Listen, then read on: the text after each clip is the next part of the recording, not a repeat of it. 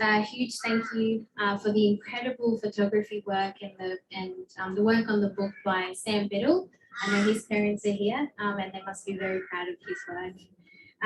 I also want to extend a huge thank you to the team at the Asylum Seeker Resource Centre and also Black Ink Publishing and the amazing editor Christy Innesville. My deepest gratitude for their dedication and the love that they've put into this book and into helping raise and support raising the voices of people seeking asylum. Thank you to all who worked in the background as well, and a massive thank you to the 23 incredible and brave storytellers who have joined me in this book and who share their stories as part of this. The act of sharing one's story is a great generosity, requiring strength, courage, and vulnerability. A really beautiful feature of this book is actually when you purchase it, the funds will go back to be reinvested, 100% of those will be reinvested back into programs that support people who share and tell their stories as part of the Asylum Seeker Resource Centre.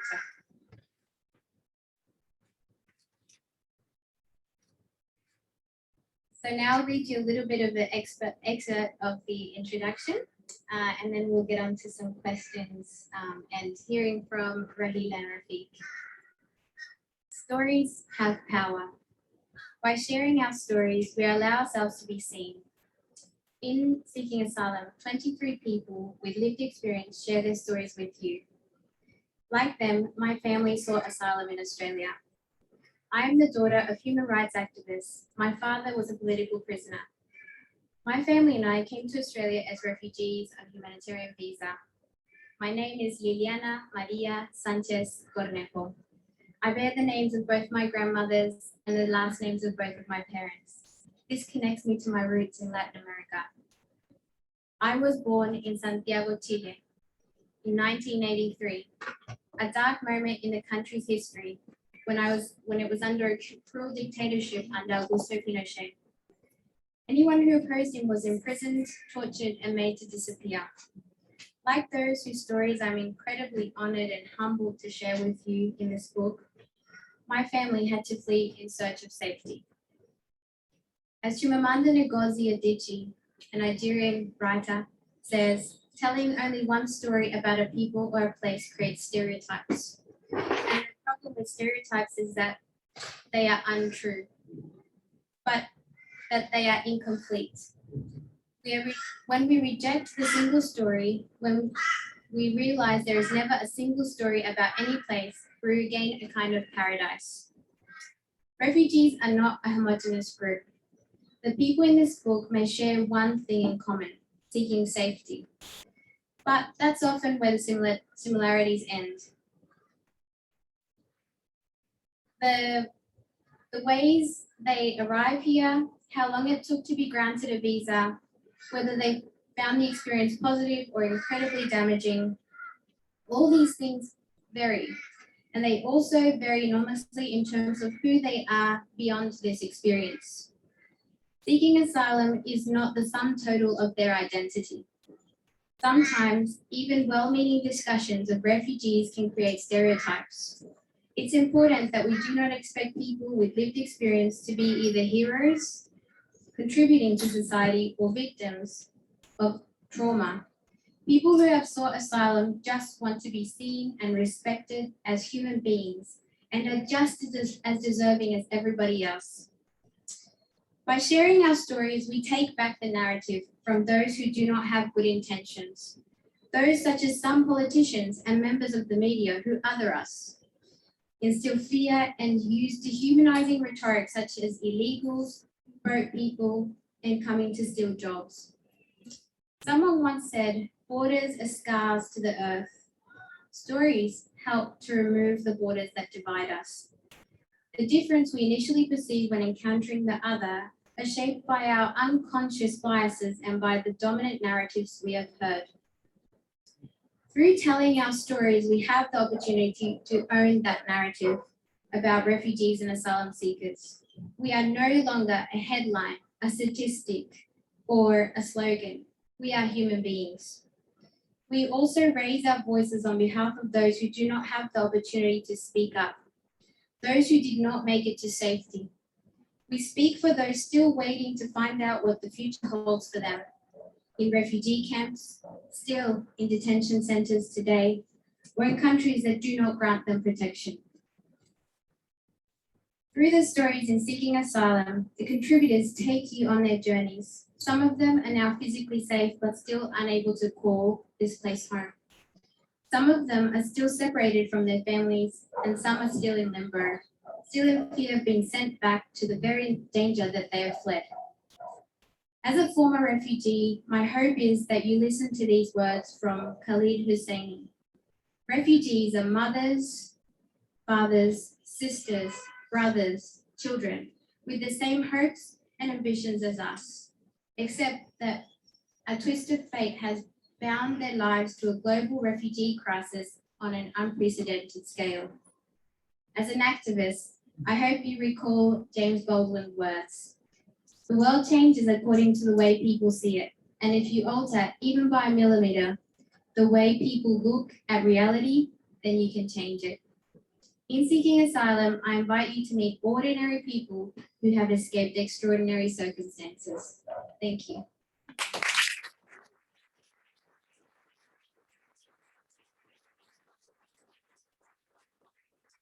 Now it's my great pleasure to introduce, we'll start with hearing from Rahila. Rahila is currently studying a Bachelor of Law at QUT. She's also an artist and has competed in various art competitions and has also done 2 murals.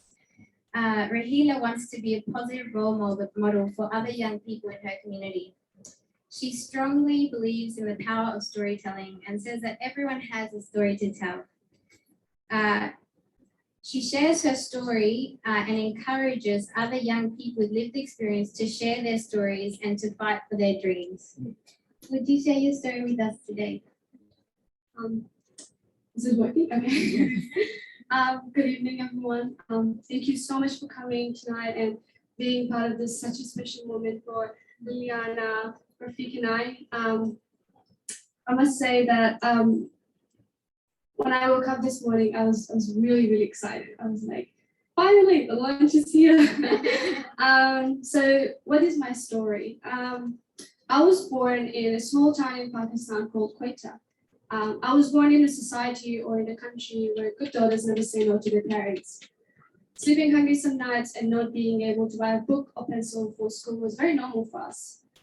In fact, for me personally, there were days where I even wore other kids' clothes or even my friends' clothes because my single mother couldn't afford to provide us with new ones. These were all normal for me because I was raised in a way where I always got told that this is the only life I have. And I just have to get used to it, which I did. I was like, okay, yeah.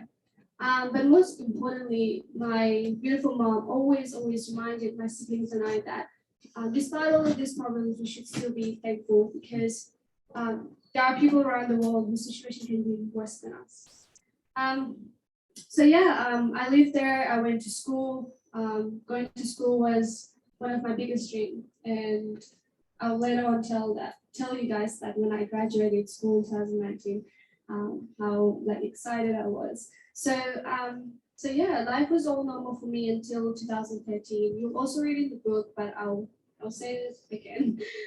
So in 2013, one afternoon, I was at my friend's house. We were just playing. In the afternoons, it's very normal. We go to each other's houses, like have a tea, and or most of family members are in work or goes to English classes. So I was at my friend's house. I was 13 years old when we had this massive explosion and the window started to break. We ran outside and I see that half of the sky has turned black. And at that moment, I didn't really know what exactly happened until I saw people running, crying to go find their loved ones. So that day my brother was at school. So I ran back to the house and I saw that some of our windows were also broken and my mom was not at home. And I heard from my sister that she ran to go find my brother. Luckily, my brother was all safe, but he witnessed a lot of his friends at school that got injured and stuff from all the broken glasses. So that explosion really changed my life.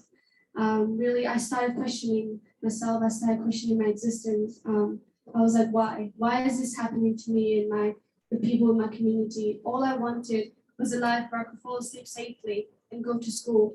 But unfortunately, that was not the case in Pakistan.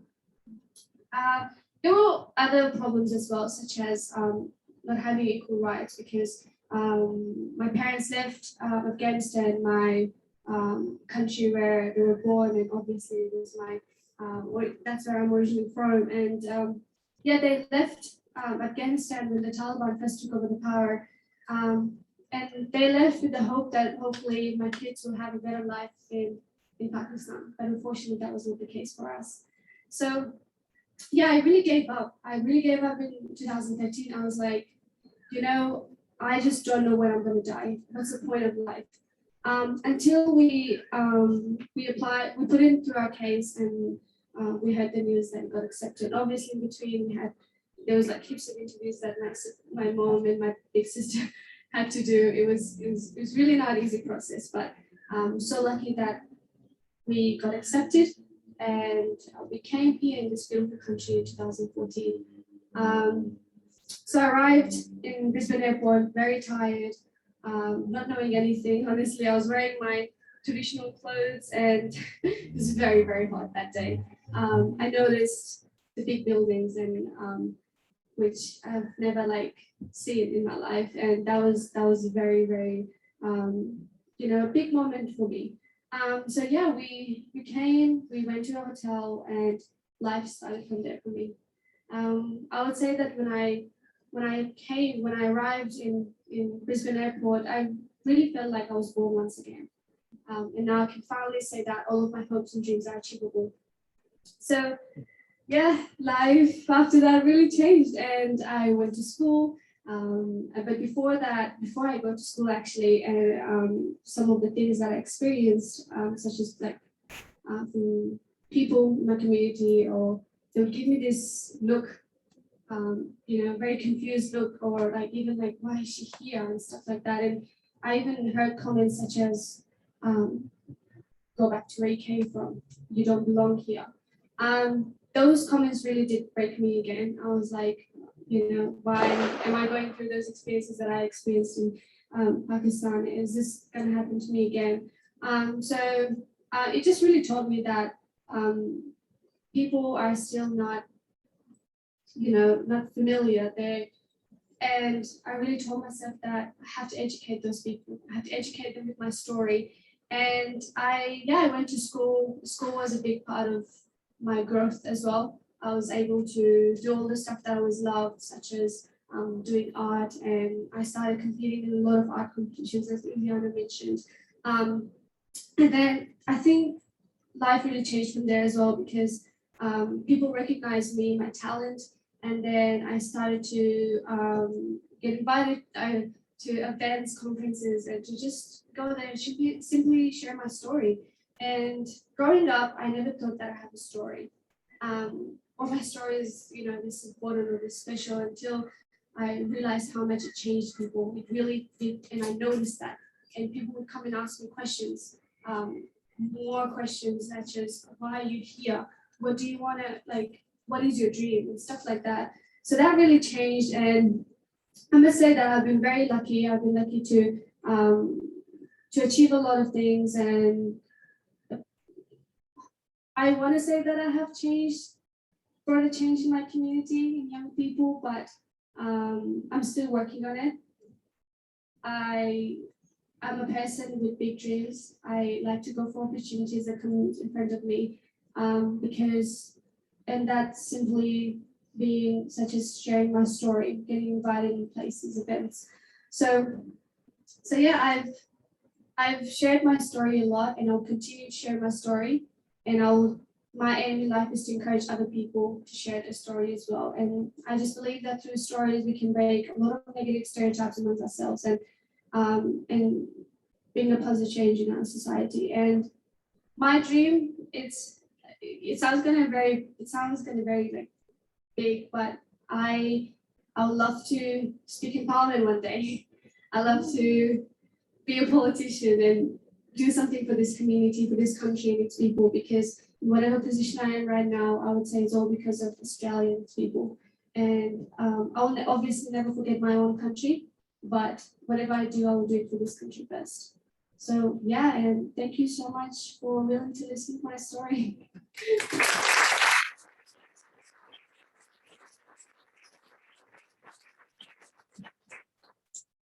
Thank you so much, Regina. That was wonderful, and oh my God, I can't wait to see you in Parliament too. Thank you so much for sharing. So now I'd like to invite Rafiq.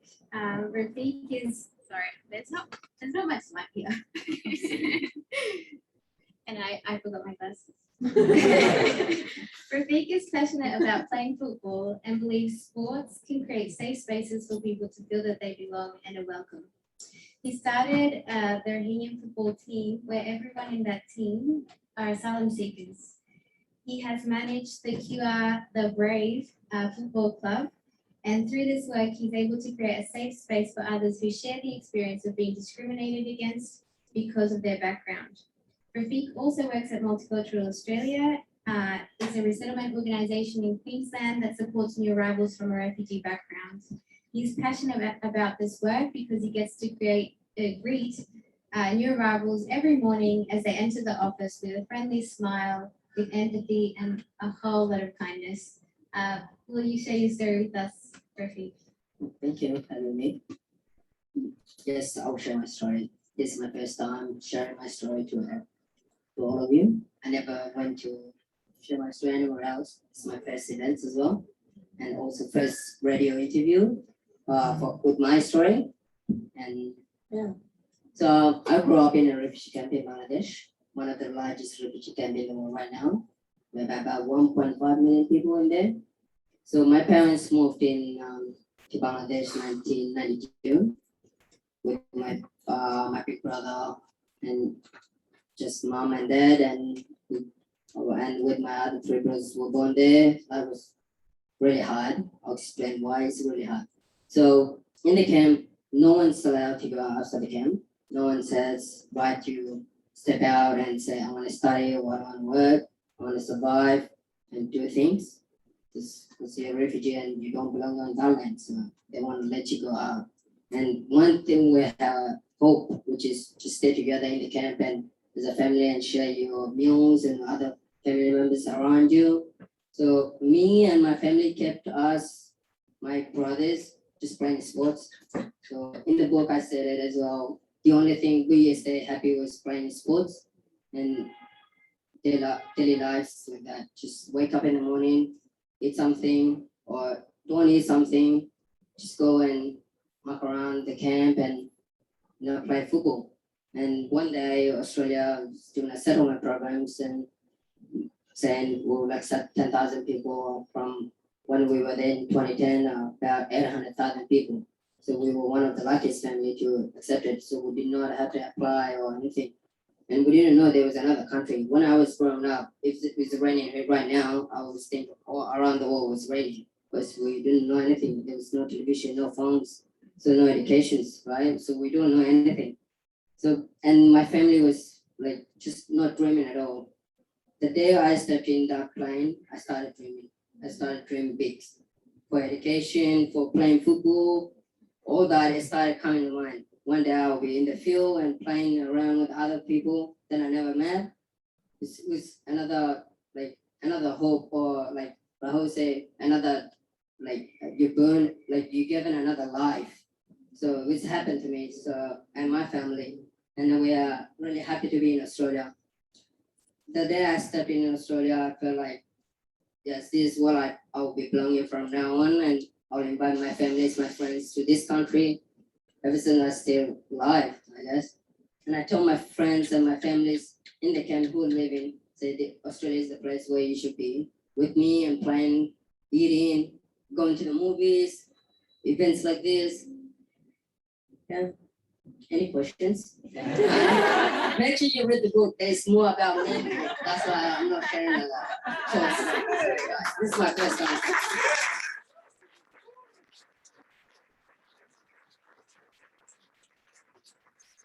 Thank you so much. And I think definitely that's an invitation to buy the book and read the book because you'll get to see more and read more about the stories of Rafiq and Rahila, but also of the other storytellers in the book. Like I said, there's people who have come from all different parts of the world and who have shared parts of their stories of love, of family, of starting a new business, and like both Rahila and Rafiq have said, starting their new life here in Australia.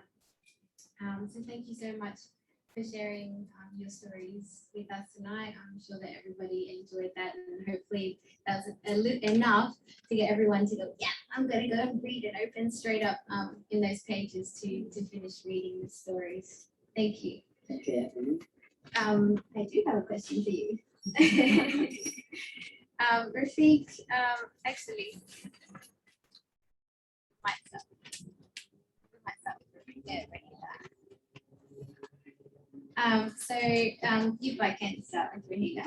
Rahila, you shared a little about your experience in the book regarding experiencing racism and discrimination, which has been an experience for many people from a refugee background. And actually in the book, a lot of people do share the experience of being discriminated against or feeling racism because of their background.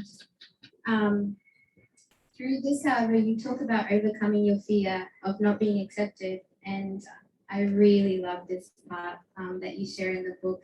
You say, first, I had to learn to love myself. Whenever I left the house, I told myself, Rahila, you are beautiful. You are beautiful. How has this shaped the way that you approach life today? And what do you want people to know about this experience? So I would like to start by saying that, as I mentioned earlier, that I did receive some comments from some people in my community, after receiving those comments, really there were a period of time in my life that I just didn't want to go outside and just wanted to stay at home and didn't want to communicate or see anyone.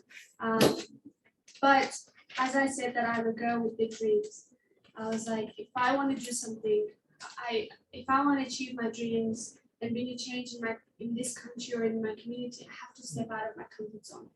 And that started with me trying to tell myself every day that, you're beautiful and you should be believing yourself. And that really changed. And whenever I left the house, I told myself that you are beautiful. It doesn't matter what you wear, how you look. Your English might be not good, but, just take life step by step. And so that really changed my life as well. And until this day, I make sure that I remind myself that, you are beautiful and don't let those negativity come in your life and affect your life and dreams. Self-love is really, really big part of my life. And there's another thing I wanted to say, I forgot. Self-love and something else. I forgot, never mind. I'm very nervous. But you can always come back to it. But I would like to just conclude that, that really changed my life, and I'll continue. Actually, I remembered. Believe in yourself. That's another thing. Because life, being confident, believing in yourself, and self-love, it's just, if you have those things, you can do anything in this world. Because when you believe in yourself, the world will believe in you. So, yeah. Wow, that's so beautiful, Rahila. And I think I'm gonna do the same thing. I love myself and I am beautiful. I love it. Thank you. Rafiq, how's yours? Rafiq, you also actually speak about experiencing racism and discrimination here in Australia. Soccer, or how we like to call football, has been a place where you have felt safe, back in the refugee camp as well as here in Australia.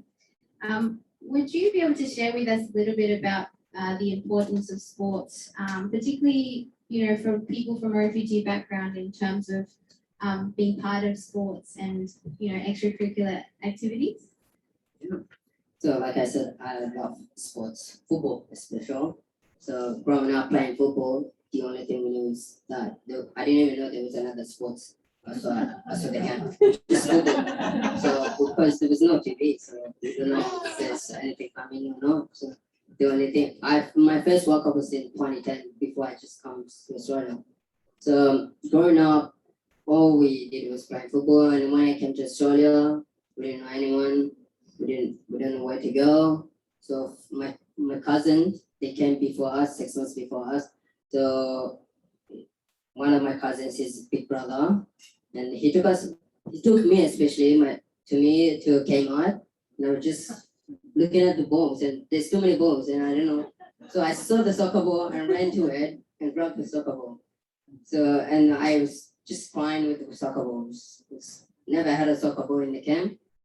Never afforded, I can't afford to buy one because we had never earned money. So that was my first time experience soccer ball. And then when I went to school, I started school and didn't know the language, so we don't know what they're saying around us. And by the time they're speaking, they don't really like us at all. Like who's this guy? Where he came from? And those questions, I don't know what they're saying, but what I'm seeing is really bad things. When I started learning, and I still heard it like, where you don't belong here, where you from, go back to where you come from. So I cannot reply back to him because I'm not fluent in English still now, still learning. The only thing survive me is football. So every time I go to the field, I'll just play and forget what happens and just enjoy the game and started learning English, pass, and hey, his name is that. And I started learning from them because there was other people from other countries and we look similar and we don't speak at all, and we only speak football language, which is pass and giving the ball and hey, I'm here, or hands up, those things. So racism was always there because we don't belong in this country at that time, and that's what I felt because we know from this, like we're not the same, and we never had a land, and this is the first country that gave us everything: educations, food, transport, driving a car now. So that's just when I step in. Oh yes, one day I will drive a car. So 2010 was the first time when I saw cars were in the TV. So from there I started dreaming everything: education, having a phone, those things. Yes, football. One thing now I tell all my friends, all the refugees that come to Australia, I tell if you love playing football or playing any sports, I can help, and that's the sports that will help you as well in the future. Thank you so much. I just have to correct one thing there. You do belong here in Australia. Thanks. So I have maybe one or two more questions, and then what we might do is pass back to Janet. Oh, we've got 10-15 minutes still. Excellent. Okay, so there's a question actually in the book. There are 5 actions to take in terms of taking action for supporting people from a refugee background. And my personal favorite of those is taking action. Writing to your MP, going to a protest and standing with people from refugee backgrounds, or using your social media platforms and using your voice in that space to be able to advocate and support people from refugee background. How would you, either of you can answer, or both of you, how would you suggest taking action to support people from a refugee background? So I would say write to governments, and write in social media, like you said, and those people that are already here in Australia and they've never had a chance to share their story. I recommend invite them to your families and friends and tell them you belong here and share your stories. One day they change their mind and they'll help your other family members to come in. I would say that make sure you invite them. That's the important things. When you invite them, they feel like they belong. So when I get invited to anywhere, I would say yes, I will go and share my stories from now on. And with friends, I tell my friends, my families, just whoever invite you, just say yes and go and share your stories, and they'll change their mind. Thank you. Yeah. And Rahima? Yeah, social media is another very big platform where people can use it. Like through social media, we see like every day like what's happening around the world and like what's happening even in your community and stuff. The other thing is that just attending events like this where people just simply share their stories. And the other thing I really like when people do is when they come and ask me questions without actually judging me. And that I really love that, and I really recommend that to you guys is that we all have doubts in life, and we as refugees, we don't get annoyed or anything when you come and ask us questions, and and so yeah, I reckon just attending events like this, and again, as you said, that invite people, and it really shows that it just makes them feel so like welcomed and loved. But yeah, I would say like attending events and asking them questions. Thank you. So I might hand it back to Diana, but I just want to give a big round of applause to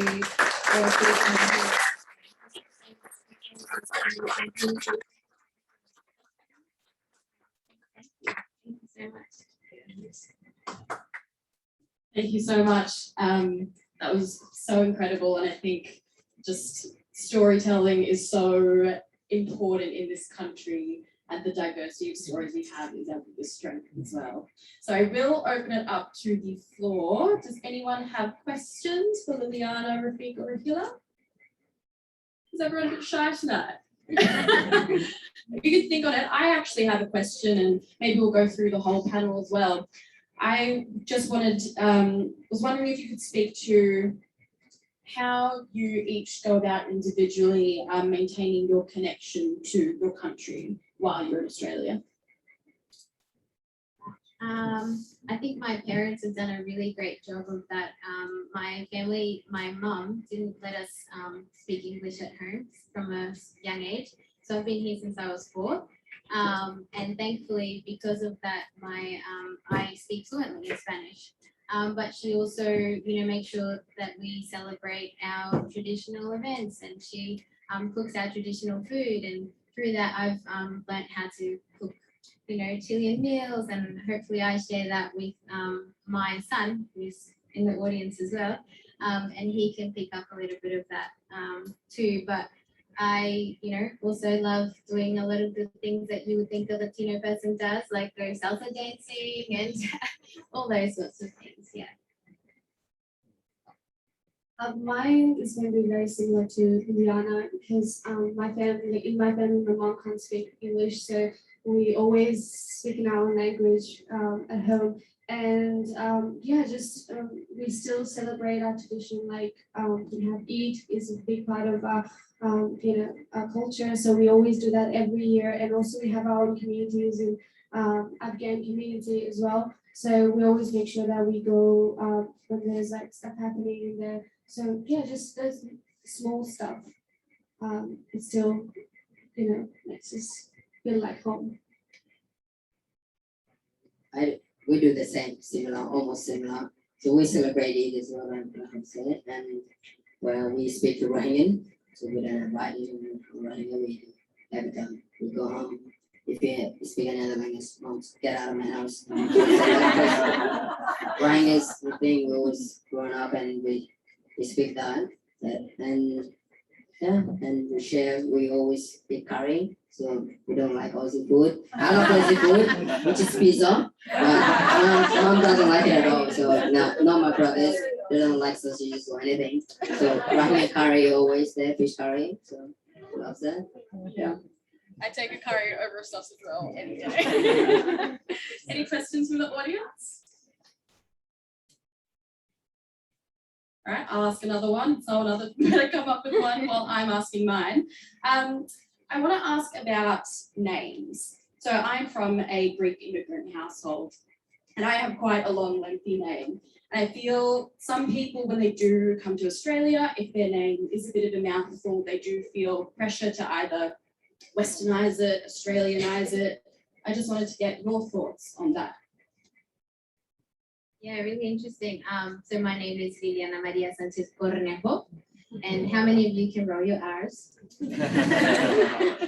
then it turns out Liliana Maria Sanchez Cornejo. And now it's gone to Lily Sanchez. But my mom has been pressuring me to use my full name, Liliana, because actually I was named after my grandmother. So in honor of her, I'm hoping to, just continue using Liliana. So my name is Muhammad Rafiq.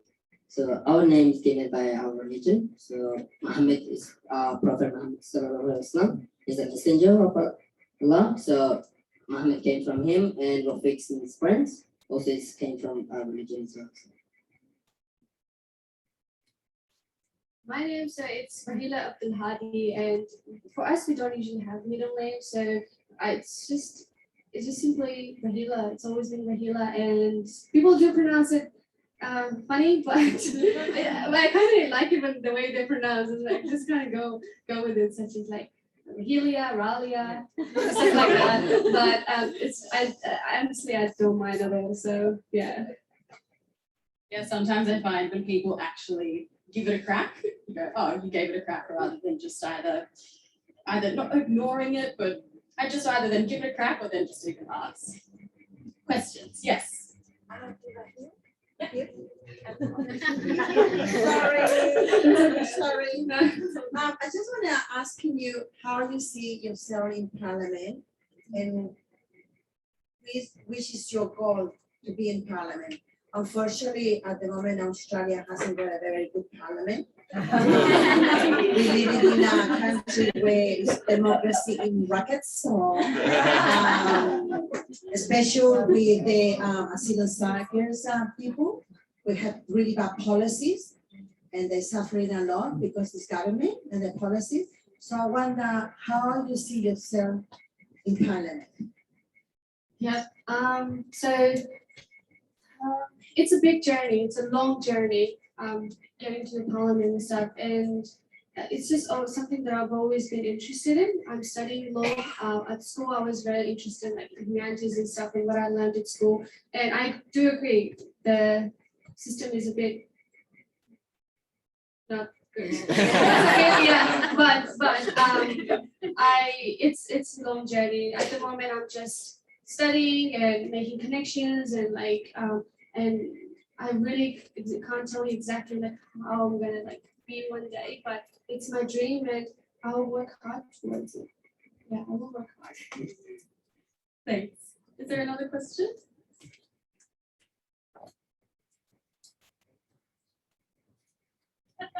I guess my question is a two-part question, and I wanted to ask for each of you, when did you first, I suppose, realize the power of your story? When did you first realize that sharing your story was a powerful thing? And linked with that, what was the catalyzing, or the moment that you decided to share your story as a part of this collection of stories? For me, I've shared my story so many times that now I can't even remember exactly. But it was when I used to go to this youth night. In fact, I used to go to Toowoomba, and there one night I shared my story, and then these people suddenly started crying, and I started crying with them. But off the feedback that I got, the reaction that I got, really like told me that, oh my gosh, how much storytelling is so important. And so yeah, and afterwards, like these young people would come and ask me questions. That really that's when I think it started. So yeah, that's for me. Oh, sorry. I actually didn't know about this. Like I didn't know this as it existed and stuff. But I suddenly one day got this message from someone, and I was so confused. And I'm like, oh my gosh, is this a scam? Because I pay you and stuff like that. I'm like, oh, okay. And I didn't reply for a couple of days. I was like, maybe this is not, But I was like, you know what? Again, let's just do it. So I got this message from Sam actually, and then I replied back, and then he yeah, he told me everything about the book, and then he actually met me in Toowoomba, and we started taking photos and stuff. So yeah, that's how I actually got involved in this project. With me, and like I said, I never shared my story to anyone at all. So I started doing a protest, I think back in 2018. One of my friends here announced it, 2018? 2019. It's been 2 years, COVID. So 2019, so one of my friends came over and he asked me some questions, where you from, and what do you do and stuff. So I started telling him a story and he looked at it as refugee really badly.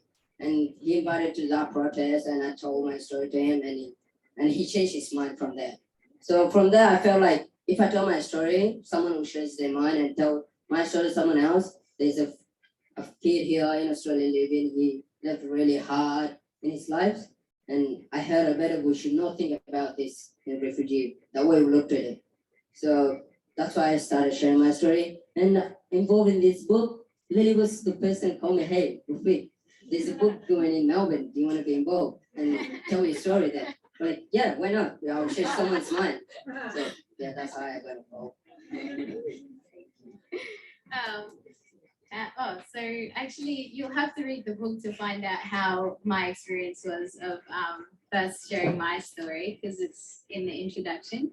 But yeah, I guess the catalyst, to continue sharing my story after that was very similar to these guys, that once you kind of see the power that your story has, initially you might feel like it's nothing or it's not so important, but once you actually see it in people's eyes, and then people come and ask you questions, and there's been experiences where people have said, oh my goodness, I've learned my whole life that refugees are not good, and now that I've heard you or listened to your story, I know a different story now, and I can put a face to the experience, and that feeling was powerful.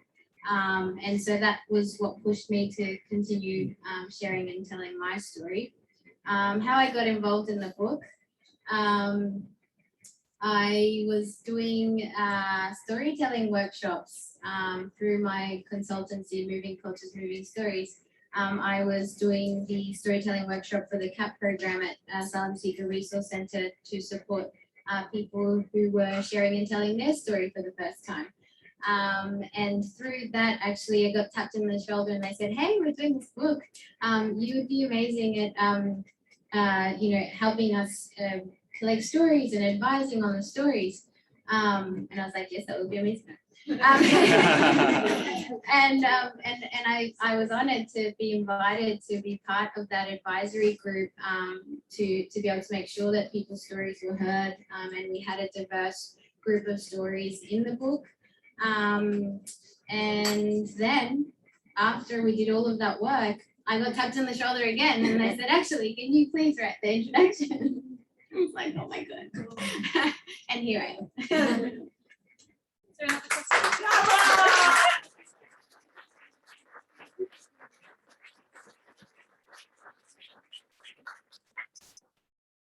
Anyone else? Besides being awfully quiet. I guess I would ask Liliana, who's spoken about your involvement with the ASRC. Prior to this book, did you guys work with or have anything to do with the ASRC before the book? I didn't know there was a center for that. It's at Asrc where I work. So we help all the asylum seekers, international students and refugees. Yeah, same. Before actually, I talked to Sam. I didn't know about ASRC, but after talking to him and going forward with this project, I was actually able to do some other small project with ASRC for World Refugee Day. Actually, I went to Melbourne and I went actually to sit inside ASRC Centre. It was really nice. So yeah. I know ASRC does some amazing things in Melbourne with their kitchens, and they have refugees cooking in there, and their catering is amazing. I'm originally from Melbourne, which is why I know about it. And their catering is amazing, and you can order it, I think, on Uber Eats, you can order it on the phone. So they do so much. It's really amazing. Any questions? I'm just wondering, I know that the ASRC in Melbourne That was just for the Zoom audience, if they weren't able to hear, they were just asking about the ASRC in Brisbane in particular. I believe that we've been running some CAP programs. To support people from a refugee background who would like to be advocates and share their story in terms of supporting around changing the conversation. So there is a program that's run here in Brisbane, but they are based in Melbourne, as you said. Yeah. Alrighty, well, if there's nothing else, we might wrap it up there. Does anyone have any final words they'd like to offer? You'll just have to read the book if you want to know more stories. I'd like to offer my sincere thanks for sharing your stories tonight. This is such a special book. You'll be able to purchase your copy inside at the counter, and we'll have Rafika Rahila, oh my God, I've drawn a blank. Liliana, inside. You'll be able to chat to them more and more since you're all being a little bit shy, and get your copies signed as well. So if you could all just put your hands together a final time and thank you.